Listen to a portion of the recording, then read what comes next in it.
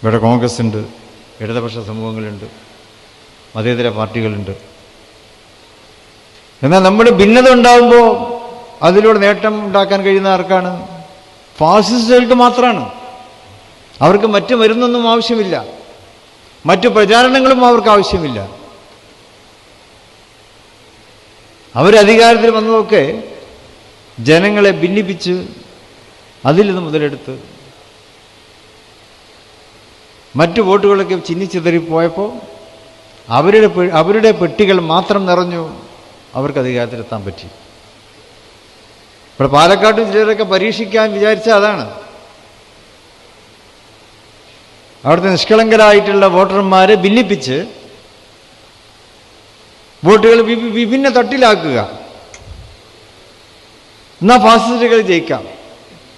ഫാസിസ്റ്റുകളുടെ വോട്ടുകൾ അവർക്ക് തന്നെ കിട്ടും, മറ്റു വോട്ടുകൾ ഭിന്ന തട്ടിലായിരിക്കും. ഫലം ആർക്കാണ് ഗുണമുണ്ടാവുക?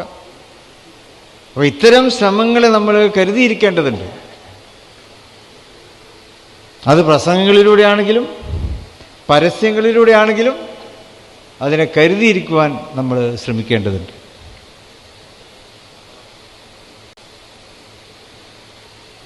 പാലക്കാട് അത് വില പോവും എന്ന് നമ്മൾ വിശ്വസിക്കുന്നില്ല. കാരണം അവിടെ കുറച്ച് ബുദ്ധിയുള്ളവരാണ്, കേരളക്കാരാണല്ലോ.